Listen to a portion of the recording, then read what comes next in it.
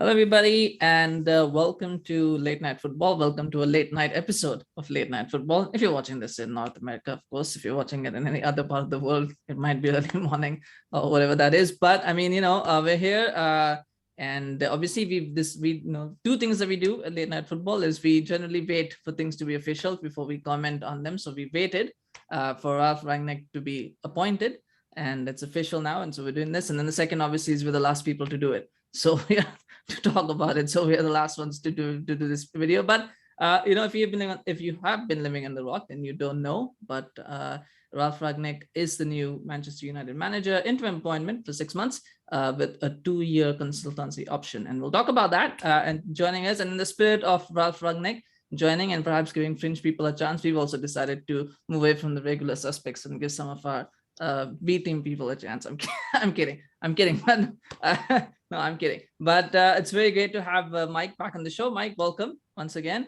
Hello.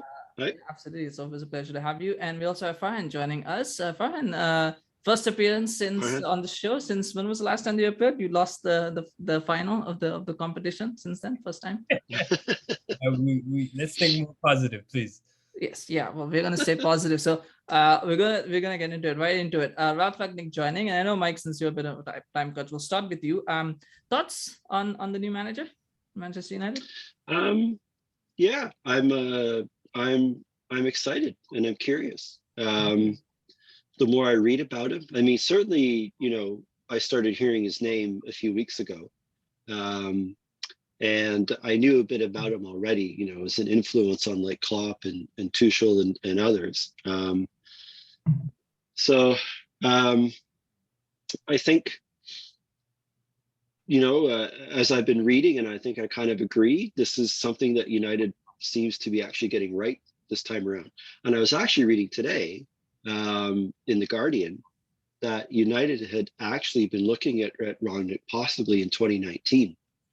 They went to kind of talk to him about what he was doing. I think that time was he at Leipzig. He was at Leipzig. Leipzig, I think, right? Yeah. And he heard rumors, so to speak, that an unnamed club was considering him, and I think obviously that's around the time Oli was starting. So it's interesting that he's kind of been on the radar for a while. Yeah. And I'm curious, and I'm actually kind of excited because I think he's going to do what many have been hoping would happen at United for a while.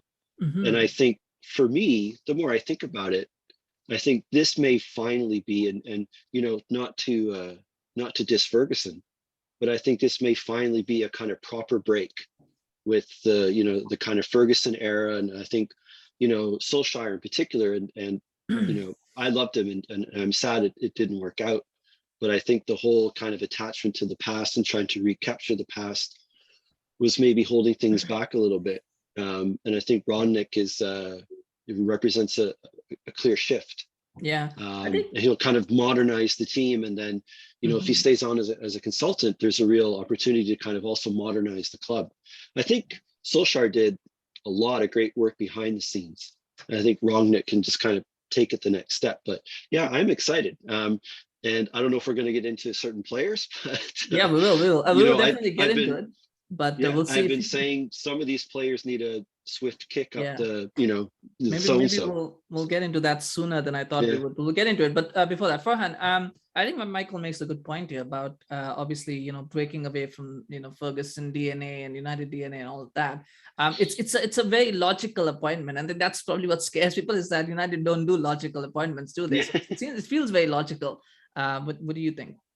Yeah, no, when exactly as you put, to hear, Man United do a sensible thing was just like, is this a club I support? Like, are they doing the right thing? This is strange. And as a lot of the things Michael said, I share the same sentiments. This club, lacks structure, not from a tactical standpoint only, but structure up top in terms of recruitment and so on and so forth. So it's nice to see Ralf Rangnick's, someone with an extensive background in creating structures all around Germany for, RB Leipzig and seeing the work that's done there. So it's almost surreal, but I'm ecstatic, curious to see, you know, what comes next. And I think you know, the 2-year consultancy is just as important as the 6-month appointment that he's going to be with us. Yeah, I think that 2-year consultancy is probably a bigger deal than the 6-month interim, because I think this is basically for him to assess the squad and then decide who the next manager is going to be. And I think that will be a key appointment, which we're not that far yet. What will be interesting is how much power he gets in that consultancy role. Because, I mean, Woodward is still there having his farewell tour or whatever that he's doing. Nobody knows why he's still at the club, you know, whatever. Apparently he wants to stay on. But you know, I mean, John Murta apparently doesn't want to be involved with footballing sides, so he wants to have people who do that. So I mean, there's all kinds of rumors. I always take all of those with a pinch of salt, because, you know, everybody, because I mean, there's already probably some PR spin happening in the background about giving credit, you know, to the United people. They look what we've done. You know, we don't know. Maybe there was a plan. I don't think there was any plan at all. So it'll be interesting. I mean, no, there wasn't. I mean, it's interesting. You know, you mentioned 2019, Michael. Actually, back then I was thinking as well that Ralf Rangnick would be a good appointment. And obviously, all I did what he did, and you could not give him the job at that point. So they gave him the job. But I had felt at that time that maybe this would be a good appointment, and maybe it is. We'll talk about players, because I think that's something that you want to talk about. There's other things as well that we need to talk about, but we'll go to the players, because you know, we want to get your opinion before you leave. You know. Yeah, I mean, there's also rumors about Cristiano Ronaldo, and you know, what happened with him over the weekend. You know, there's one thing, Mike, that I felt was that over the last 6 months, I think some of the players got comfortable in their positions. I think some of them felt like they were going to start no matter what. Maybe, I don't know, maybe it was my opinion, but I just want to get, is that something that the players were feeling, that you felt that this was happening, where the players were thinking, you know what, we're going to play, and now some of them are probably, you know, nervously looking over their shoulders, wondering what's going to happen? Yeah, I wonder. I mean, in talking with you know, others about what was going on, there just seemed to be something kind of mentally with the team, like attitude or otherwise. Yeah, maybe some players got comfortable in their position, you know, and I've obviously been reading, you know, rumors about discontent in the dressing room, that, you know, Solskjaer was favoring certain players and not giving players any time. And you know, and as some pundits have been saying, I mean, Fernandes has not been good for a while, you know, and we saw him dropped in the Champions League match. Then came on and made a difference, obviously, in the second half. Yeah, I think, I mean, you know, a lot of people were partly kind of up in arms that Carrick dropped Ronaldo for the Chelsea match, but you know, he kind of made the right choice. You know, and I think maybe I could see that's kind of one place where Solskjaer maybe wasn't ruthless enough at times. And I wonder if, you know, Rangnick coming in, like you said, you know, the players now have to adapt to a new regime, and Rangnick is kind of coming in cold, so to speak. So, you know, no favorites in a way. I mean, obviously, I'm sure he's making himself, you know, familiar with the team, but yeah, and apparently he's been given access to training videos and that kind of stuff. And yeah, I do wonder if, you know, it just, I mean, you know, not that Solskjaer was, you know, a great manager, but he didn't overnight turn into a bad manager. You know, so something happened, I think, with the attitude or the mentality in the team. Something happened was maybe certain players or with the dynamic. I don't know if you can say Ronaldo kind of, you know, upset, you know, things in a way. I'm still, I mean, he's been great, and obviously, but I'm still not entirely convinced we needed him. I think he kind of played a role in things to an extent, not on purpose, obviously. But yeah, I think, you know, it might be time for some players, you know, to have their place threatened, so to speak. And I've seen people like Paul Scholes and others, you know, kind of say there's no fear in that team. There's no fear of losing your place. There's no fear if you have a bad game, then you're out for the next, like, you know, 3 weeks. And you know, I think maybe you know, a shift in attitude is going to probably do a lot. Yeah, one more question for you, and we'll come to that, but I'll start off with Farhan first. I mean, I don't want to go into individual players straight away, because I know that's what we want to do, is we want to go into players. There's actually a very interesting stat. I don't know if you guys have seen, but apparently in this 2018-2019 season, if you look at RB Leipzig, they had some physical stats, and they were not only first, second, third in all of them, like interceptions, anticipations, tackles, running. And then you look at United this season, it's all like 18, 17, 20, or whatever. There was a fitness issue for him, with the team, and now they are going to have a manager who's like pretty much the godfather of Gegenpressing, as they call him. And he's gonna make them run. A lot of players are probably gonna be feeling the heat for a while about what they're gonna have to do now in training and then in games. Yeah, absolutely. That stat was shocking to see. In all honesty, I know which one you're talking about. We ranked last in, I think, tackles and other defensive anticipations, running, interceptions, pretty much any stat that you can think of physically, defensively. Like 19, 20, 17, something like that. All bottom of the league. Yeah, absolutely. And I think, it's funny because I was watching the Chelsea game a bit. I was watching the Chelsea game over the weekend, and I felt that the team was running a bit more than they were used to. And I don't know if that's an implementation of Carrick, or if it's like Michael touched on, effort and will that they lacked thereof for Ole. But you can see they were really trying to get out and press. And I think that lasted for about like 20 minutes before they gassed. And so it makes you wonder, like, what's the fitness for a lot of these guys? But if they're in for a rude awakening, obviously, if the godfather of the Gegenpress is coming to Manchester United, and so it's going to be interesting to see like what training will look like, because I think there's been reports of his training sessions being quite intense. There's been talks about he considers them almost like games for the most part. So I think this is everything that, and depending on how you last few weeks were for you, you kind of wondered what these guys were doing in training before these games. So it's going to be interesting. And of course, then we come to the players. Now, what's interesting about the players that I find is that if you look at that 11 to 15 players that have been playing pretty much consistently, most of them don't fit the system. They really don't fit the Ralf system. I mean, I can probably, off the top of my head, I can think maybe Varane will fit it, maybe Bailly will fit, Sancho will obviously fit, Donny will fit. And I think that's about it. I can't think of anybody else who completely seamlessly fits. Now, there are people who might be able to adapt and might be able to get there. I think Bruno and Ronaldo will probably adapt if they have. They will. I think they will. The problem is, though, Michael, this one, who's that? Varane and Bailly will get injured at some point very soon. They don't stay fit. So even if he doesn't want Maguire to start, I think that's probably two players. I think Maguire and Ronaldo are probably the ones that people are talking about. I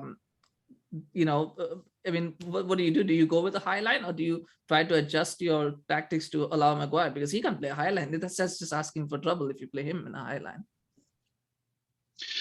I've been reading this about like what's he going to do with Ronaldo, because you read a lot about how Rangnick likes young players, hungry players. He's not too keen on like stars and older players, because he thinks younger players can be taught, they adapt, they're hungry, that kind of thing.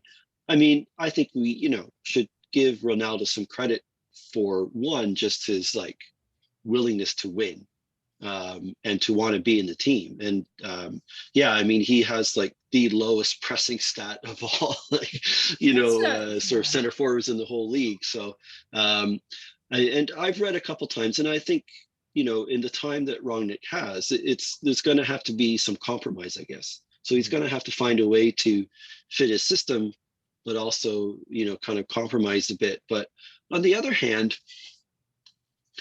part of me almost doesn't want him to, come in, do your thing, set the structure, set things up for the next guy who, I don't know, maybe you'll talk about this with Farhan. Could it be Ten Hag?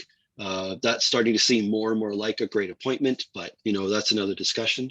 But I almost kind of want him to come in and just like kind of lay down the law, so to speak, and players have to fit what he wants. And I think to some of the players you mentioned, I mean, I would add Rashford. I could see Rashford really benefiting from Rangnick. Rashford's got the speed, he's young, he's got the hunger in some ways, but maybe he's kind of drifted a bit in the last maybe season. So I imagine Rangnick will be smart enough to find ways to compromise a bit. But on the other hand, even something like Carrick, dropping Fernandez in the Champions League match and then dropping Ronaldo, I wouldn't mind seeing more of that. That the team fits the occasion. Yeah. And maybe that's where we do see more opportunities for players like Van de Beek, for example, who is supposed to be very good at kind of linking the play from defense to attack and moving the ball quickly. And, he got really sidelined by Solskjaer. So, yeah. Yeah, we keep talking about Donny Van de Beek on every show, pretty much Sure. consistently, because that's one mysterious signing, just a mystery. Like, why does Donny not play? Or why does he not play? I mean, he didn't play last week either against Chelsea. But maybe there's something. Why wasn't Solskjaer playing, Sancho, a 73 million pound signing, and he sat him on the bench? Look at him now, the last few games. Like, it's just a few oddities. It's a weird, but I mean, it is a bloated squad, though, to your point, Mike. I mean, it is a bloated squad. There's a lot of players and a lot of positions that probably will not be here come the end of the summer. And I mean, you do make a good point about perhaps him deciding the structure and the system and then letting players kind of fit into it. Farhan, what do you think? Do you think that's the good idea of just him setting the structure and then saying whoever fits in plays and whoever doesn't, you've got to adapt to me? Or does he go, what, I'll do a little bit, you do a little bit? What do you think would work? Yeah, I think the worst thing that we didn't have is a structure. And if you look at all the top teams in England, specifically Liverpool, Chelsea, even the team we faced last on the weekend, they all have a structure and all the players are interchangeable at any time. So and in Manchester United, we don't have that. We need that for sure. So if Rangnick comes in and sets that standard, I think more than anything that is important, because it allows the next manager to come in and just thrive. In all honesty, if we're going through another 2 to 3 year rebuild to figure out an identity as to how we want to play again, it's just going to waste a lot of the prime years of these players that we have, because it feels like this is a window of opportunity. You don't sign Cristiano Ronaldo, some of these guys that came in with the idea that you're gonna have a 3-year project. The window is tight to do something. Yeah. So I'm hoping that is the objective of Rangnick, to come in and establish a standard for this team in hopes that someone else can come in and take over. Yeah. One final thing that I have on the players, because there's one player we didn't speak about. A certain midfielder goes by the name of Paul Pogba. We've all forgotten about him, I think, because he's injured right now. He's injured. He's injured. Mike, what do you see the future for him? Because he is right now basically in the last 6 months of his contract. Next month he can probably sign with the foreign club if he has to. He's got an agent who obviously likes to talk a lot. And I think Ollie kind of indulged him quite a bit last season. Got some good results out of it as well, to be fair. But where do you see Rangnick? How do you see him managing the player? Yeah, I mean, is Pogba one of those personalities that Rangnick tends not to be overly fond of in some ways? I mean, I don't know. I frankly don't know what to do with Pogba. I mean, he started the season on fire, and then he just went back to his old self, and now he's in his yearly that's the cycle with Paul Pogba. It's a cycle with Paul Pogba, right? You start the season well, then you have a bit of dip, then you get injured and go away for a while, then you come back and you play well again and make everybody think that your next season is going to be great, and then you do the whole thing again. I mean, I would say like last year when just before he got injured, I think he was proving really crucial to the team, and he came back, and I think he really knitted the team together. But as many say, he's so inconsistent. And it's hard because on his day, he's probably easily one of the top 3 to 5, maybe just players in the world. On his day, he's phenomenal. But so maybe Rangnick could be somebody that, I don't know, gets a fire under him, so to speak, or finds a way to use him properly and consistently. But part of me wonders if Pogba's almost too much of a personality, so to speak. I mean, I think he, like we know with France, he's a huge leader. He galvanizes that team. I think he's tried at times with United, but it just doesn't seem to really work. So I don't know. It's frustrating because you know how good he is and he can't be. So, if Rangnick can develop a system that can use Pogba, that would almost be like a free transfer in a way. But, I mean, I've thought about it over the last year, and I don't think I'd be too sad if Pogba left, even on a free. I think it would give the team an opportunity to just build in a different way and stop all the worrying, and move on with some younger players and a different direction. And maybe Rangnick's going to be the one. If Pogba's out for a couple months, it's going to be an entirely different team when he comes back. Yeah. So where's he going to fit? I mean, and obviously recruitment, that will be an interesting point that you made about recruitment, which we'll talk about in a second. But Farhan, the one thing about Pogba though is he's in the last 4-5 months of his contract. When he comes back, obviously Rangnick is going to have him running and pressing and doing all those things, which is high intensity. You get injured as well. It happens to every player. I'm sure there'll be quite a few injuries by the time we get into February, because the players are not used to it. Do you think Pogba will be, I don't want to risk an injury right now, because in 4 months I've got to sign a big contract with a new club. I do not want to get injured. So maybe he'll be like, it's okay if I don't play a lot. It's okay. I just want to save myself. It's natural. I'm not blaming him for this. I feel like, he's got to look out for his own career. He's got to look out for his own well-being. And that's totally fair. I'm not, criticizing. It's not a criticism. It's a fact. He's got a big contract, obviously waiting for him at the end of the season, whether it's with United or whether it's with someone else. He's got a big contract coming. One way or another. Do you think he'll be, well, it's okay. I just want to protect myself and not do what, maybe not go as intensity, and then maybe Rangnick will be like, I don't need that player. Is that a possibility that you see, or do you think he'll be like, no, it's my place to win and I want to win it? Yeah, it's tough. I can see both angles, and it kind of reminds me of the stories that came out before COVID had happened, and he was practically on his way out. There was reports of him going to Juventus. I think even he got injured and he was going to sit out, and then the whole COVID happened and the restart happened, and he ended up staying. So because of financial reasons, probably from Juve or other clubs. So it's kind of tough to say. I personally don't see him sitting out. I don't take him for the kind to just not want to play. He has always expressed himself as someone who loves to play, and I'm happiest when I play. So I can see him playing.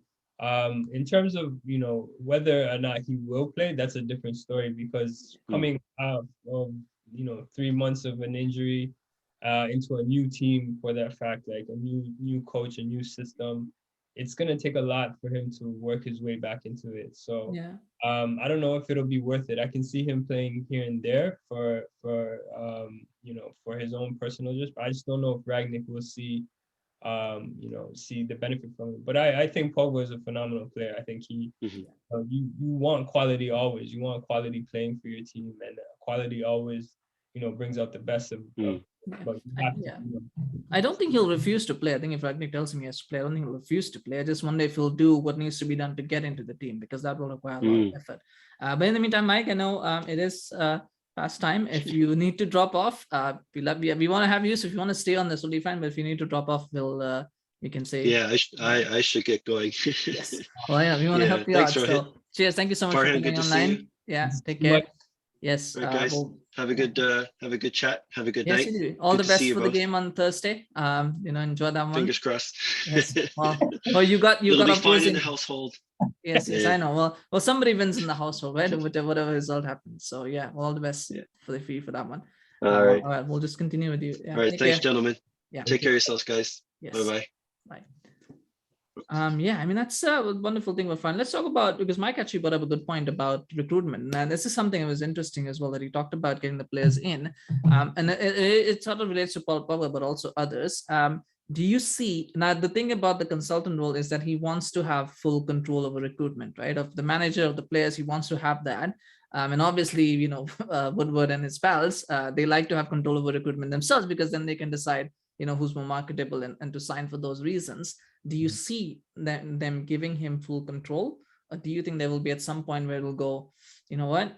I know we said this, but how about this instead of this? I know you want player A, But how about this one? Do you think that'll happen, or do you think they'll be like, you know what, we bought you in, we trust you, and we'll let you manage this? I want to believe the second point, and the second point you brought up, like we brought you in when we trust you. But this club has a history that that has created skepticism to me. Like you look at some of the buys in the last year, like you mentioned, Donny van de Beek, what was he bought for? Sancho was practically sitting on the bench. Uh, it just doesn't. Jesse Lingard being kept for a year for no reason Staying whatsoever. there. Yeah, absolutely. There's just so much like too much like inconsistency from this team to make me believe that they're going to give full control. Woodward has always had control. Even now, he's supposed to leave, I think, next month, but He's not. No, he's gonna stay till April or May. That is gonna stay. Yeah, till May, I think. Yeah. So, and who knows when the time comes around there. So I like to think it's going to be a bit of a rude awakening for both sides. I think Ragnick's going to be a bit surprised to see, how differently run this club is. But if they're, a smart club doesn't bring this person in without having his input. And I think what was telling about, the news that came out today was that it was John Murter who was the one who was speaking about it. And I think reports show that he was the one that was very, very intrigued with bringing Ralf in. He had discussions with him. Yeah. Murta was the guy that Mike was talking about when he went to Leipzig and actually met and apparently, again, so this is the thing, the report says that he's not interested. There's the thing, he's the one who's getting credit for making this deal happen. And I always worry when somebody gets credit in the club, because I'm like, who's putting those reports out? Like who's saying that he's the one who brought him in? Because you always, with Glazers, there's always spin, right? It's always trying to make sure, oh look, this is what we're doing, this is who we've hired and who we brought in, now this is our new guy, our good guy. It worries me, when I hear reports about somebody getting praised in the club for things like this, for obvious decisions. It just feels, anyway, I don't know, it's just the years of conditioning. I think you get used to it, where like you take everything with a pinch of salt, you don't trust anything. And anyway, on that note, I mean, we've heard all the managers talk a lot of nice things about him too. Klopp said some nice things, Tuchel said some nice things, and I'm just worried, are they blowing smoke up his ass? And I just, sometimes worries me, right? Like, because I mean, apparently Guardiola said that United have a great coach when Solskjaer was still here. The United already have a great coach, they don't need another one. It's like, okay, so it always worries me, right? Managers, unions, and all that. I mean, I'm not saying that what they're saying is wrong. I just feel that sometimes, as a fellow manager, you're going to say good things about someone who's been appointed. You're not going to go and say that he's crap. We're not in the 90s anymore to say that. So it always worries me. Politically correct now. Everybody's politically correct. So I agree with you. I think he, these are praise, especially coming from Tuchel and Klopp. I think that's high. Those are high praise that you have to really, bank on, because they know him and they've come up under him, and his philosophy of press is adopted by Klopp, and I think after that 4-1 defeat, he says against his team with Borussia Dortmund, said that this is the model that we should be playing. So I don't deny, like, you're always going to be skeptical as a Man United fan, but I really do think it's high praise, and it's genuine in a lot of ways. His resume speaks for itself, whereas in Ole's case, we didn't really have a resume from him outside of what he's done for United. And he's been a coach in Norway for some time, but sorry, is it Norway? Yeah, Norway. Yes. And so I think it's true, to be honest. I mean, I know, and I believe that. I'm just wondering, sometimes people often go a little bit overboard. Anyway, but we will see what happens. Like I said, I've been not following him, but I've been had like a thought about him for about 2-3 years now. So it's not something, for me at least, it wasn't something new. It's something that I felt was a very logical appointment, and one that I should have been made a couple of years earlier. But then I think that's what we always say about United, should have done a couple of years earlier, should have done a few years earlier. But sometimes we just hope that this time it's better late than ever. I mean, let's start. I mean, we're kind of coming to the end of this. Farhan, what do you think should be the expectations for this season from him, from the team? What do you think? I think that there's tough. If we want to just be specific in terms of like what are the goals in terms of like numbers standpoint, it should be a top 4 battle for sure. But I think more importantly, more than any of like the statistics and in terms of like where we stand and stuff, I think the objective should be to have a system in place for the next manager to come in and thrive in, because that's what this team lacks. You can see it, it's clear as day that they don't have a tactical standpoint, a leg to stand on when it comes to tactics or any type of structure. You know, the game before Man City, they said they don't even know what Man United are going to do, you know, before we play. So that's just a testament to where we're at. So I think, you know, in terms of like what should be prioritized, it should be style of play more than anything. But if we're being realistic, I think, you know, the the championship, the title. Championship. Sorry, I don't even know what that word. I meant like the title. You know, in the beginning of the season, the talk was like competing for a title. You know, but I don't think that's realistic at this point. I don't think it was realistic at the start of the season too, but that's a different point. Yeah. Yeah. Yeah. But Top four. Top four. Fourth. Well, fourth, because the top four, you say it's only fourth because the top three is already pretty much at this point settled. Who's going to finish? I was just going to say, you know, Champions League, they should really take it a day at a time, a game at a time. Who knows? They've made it far. They've made it to the groups, they made it past the stages, round of 16. So it's going to be interesting to see what happens there. Yeah, that young boys game will be interesting because they've already qualified. They've already finished top. So that game is pretty much meaningless. And so we might see a few French players get an opportunity there. What are your thoughts about it? What do you think? So my expectation, I mean, you know, I was going to say about this. I know a lot of people are saying that the top four should be an ambition. I don't think they'll finish top four, to be honest. I don't think. The thing is, this team is not used to playing this way at all. And it's going to take them a little bit of time to get used to it. And it reminds me of what Klopp did in his first he was also appointed mid-season. And what he did in that first period was he was losing games, he was winning them, he was losing them. It was like an up and down season. I think they finished 8th or 9th in that year. They didn't even finish that high. And, you know, the whole objective, I think, for this season, it would be great if they finish in fourth. I think it would be good and a miracle. But I just feel like because this team isn't used to playing this way, I don't think that's I feel there'll be a lot of inconsistency in the team. I think there'll be good wins and then there'll be bad and losses. It will be like that. But you know what? I saw those two games against Atlanta, United played, and Atlanta, you know, lost one, they drew one. But I love the way they played. And I said, if United have to lose, they should play that way and lose. Like if they're going to lose, they might as well play the way Atlanta did. I thought Atlanta was sensational. And I would, if they play that way, I don't mind if they lose because they're losing anyway. So, you know, you might as well play well and lose, right? You might as well win some hearts. So I'm okay with that. I think the more critical part of it, I think, will be making sure he decides who's going to stay and who's going to go. Because what I don't want is at the end of the season being Jesse Lingard, hey, we've given you a new contract because you want £20 million. Paul Pogba, 500,000. There you go, take it. You want to be the highest paid player? Why not? Because you want to protect our value. I do not want that. I mean, he's got to decide, and maybe same with Ronaldo. If Ronaldo is staying, fair enough. If he's leaving, fair enough. I mean, you know, whatever he needs to make a decision. The idea has to be that by the end of the season, we need to know which of the players we're going to move forward with, and which are the players that either are going to be squad players for sure, or they're not going to be part of the future. You know, one player we know who's going to stay is Phil Jones. That just never seems to go. There 6 managers now, he just never seems to go, no matter what happens. So, you know, leaving him aside, I think they already have that cheerleader position locked in. They need to decide who else is going to stay. I think that would be a bigger success. And obviously appointing a good manager going forward. Mike spoke about it. I think it's a little bit early to be talking about that. So I don't want to put you on the spot and ask you who do you think is going to be coming in and stuff, because I think that's a little bit too early right now to discuss that. But having those things in place is probably going to be a bigger definition for him for success, as opposed to, you know, finishing 4th or whatever, because I feel that that's going to take a little bit of time. Maybe we'll be surprised and maybe they'll go on a run. Apparently after the Arsenal game, they have like 8 very winnable games after Arsenal. Yeah, there's a there that, you know, that favors Manchester United a lot. So, exactly your point. I think you know, he comes in.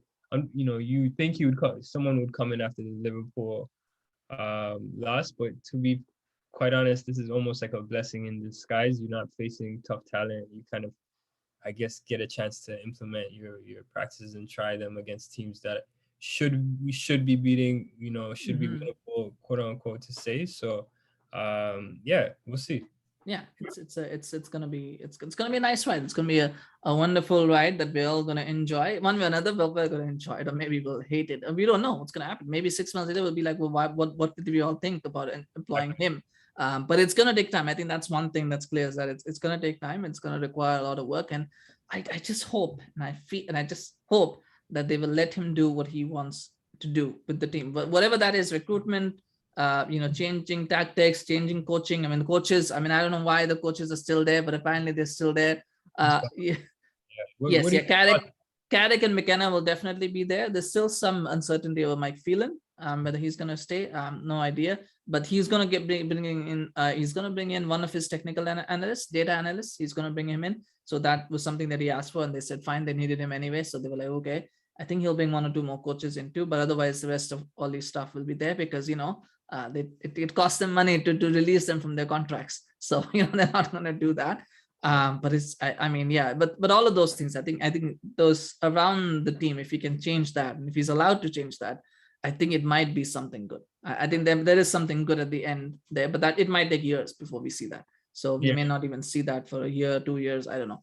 But anyway, on that note, Farhan, thank you so much for joining me for the show. It was always a pleasure to have you and to get your insights. And yeah, I mean, it's going to be exciting. We've got Arsenal on Thursday. You know what? Since I'm not going to have you for that one, what do you think is going to be the score for the Arsenal game? I'll put you on the spot. What is this? What do you think is going to be the score? You know what? What do I think the score is going to be? Yeah. Funny enough, I think I'm favoring a Manchester United win in that game. I can see we can't keep a clean sheet. I'm going to see a goal go in, but I see Ronaldo playing that game as well. And I'm going to guess a scoreline 2-1 for United. Maybe Sancho plays again, hopefully, fingers crossed, and scores another one. I think he's in phenomenal form, and I see Ronaldo scoring against Arsenal because he has in the past many times. So unless he's injured, I think Sancho will play. I know he got a game off in this game with a knock, but if he's fit, he will play. I think Ronaldo. You know what? I don't know. I don't know. I mean, it would be, you know what? People talk about Ronaldo, but it'd be a much bigger call if somebody had to drop Rashford. I think Rashford at this point has become sort of a sort of an untouchable person in the team. And I think he, in Chelsea, I didn't think he played that well, to be honest. I thought me neither. Wasn't moving that well. He wasn't running. He looked a bit gassed. I don't know if it's fitness, as we discussed earlier, but I do, Carrick has dropped players in the last 2 games. It's going to be interesting to see if he keeps that state. I think he is on the touchline that game, if I'm correct. At the moment, yes, because there's still work permit issues. So we don't know if, they're still trying to sort that out, and they don't know if he's going to be able to coach the team before Arsenal. There's hope that he will, but I think it's possible that he may not be on the sidelines against Arsenal. That's a possibility, but maybe he can do some coaching before. I don't know. But I mean, it will be a different game because they parked the bus against Chelsea. They can't park the bus against Arsenal because they're not going to win or even get. Yeah, they're going. That's a recipe for disaster if you try to park the bus against Arsenal. Not because Arsenal are good attacking you, but because they don't attack. So if you're going to park the bus, you're basically saying that you're going to get a draw. Yeah. So they only score a goal or two. That's the way Arsenal play. There's nothing wrong with that. That's just the way they play. So if you're gonna, it will not work if you try to park the bus and then concede a goal, because that's just, you're gonna be in trouble. So I mean it'll be interesting. 7 players behind the ball or whatever they did against Chelsea. That was just something, wasn't it? But yeah, I mean, I don't know. I think it might be a draw. I just feel like it would be a draw only because it's interesting. Arteta has never conceded a goal against United. United never scored a goal against Arteta so far in his tenure. So I don't see that changing, unfortunately. And I mean, maybe United can keep a clean sheet. They did against Villarreal, so they might be able to get away with it. To be fair, Chelsea would have not. I mean, without the penalty, Chelsea would not have scored a goal either, right? Technically speaking. So I mean, that's so to say as well. So maybe they might keep a clean sheet, but it's hard to see United winning. And I just feel that with the bounce, it might be difficult for Arsenal to win. And maybe Arteta will be like, you know what, I'll take a point from this. We're playing away from home. We'll take a point from this. We'll try to get out of here and keep our 4th place hopes intact. But anyway, that will be interesting, a game to watch. We have midweek games this week. So, those start tomorrow. And then, of course, there's the big one against Arsenal. Well, a big one in history. These days is not so big, but still an important clash in some ways for United fans. But thank you so much, Farhan, for joining me. As I said before, always nice to have you. Always nice to have your insights. And we get into the Ralf Rangnick era. By the way, for those who don't know, it's not Ralf Rangnick. I have it on good authority from some German people. That's actually Rangnick. That's how you pronounce it, Rangnick. So not Rangnick, as some English commentators mispronounce it. It is actually Rangnick. So I mean, I don't know. I mean, there's all sorts of pronunciations out there. Maybe that's the Anglophile pronunciation is Rangnick, but the German pronunciation is Rangnick. So that's what it is. But anyway, era. Yeah. Well, I mean, you know, I've heard people say there's Rangnick, and so I thought it was Rangnick as well, but it's actually Rangnick. So, yeah. Anyway, thanks so much, Fran, for joining me. Have a good rest of your night, and thank you so much, everyone who watched the show. Please remember to like, share, and subscribe to the channel if you're new, and do share your comments. What do you think about Ralf Rangnick joining the team, and do you think that that this is a new era, a change in direction for the club? I think there's a lot of excitement, there's a lot of trepidation, but I think I'm hoping, I'm praying that we're now finally moving in the direction of being a football club again, as opposed to being a brand and a corporate shilling machine, which we have been for like the last 8 years or whatever. That's the hope. That is the hope. That is the expectation. But we will see. We'll know more, and obviously we'll follow up, and we'll keep an eye on this as we go forward. So thanks so much. Have a great day. Bye bye.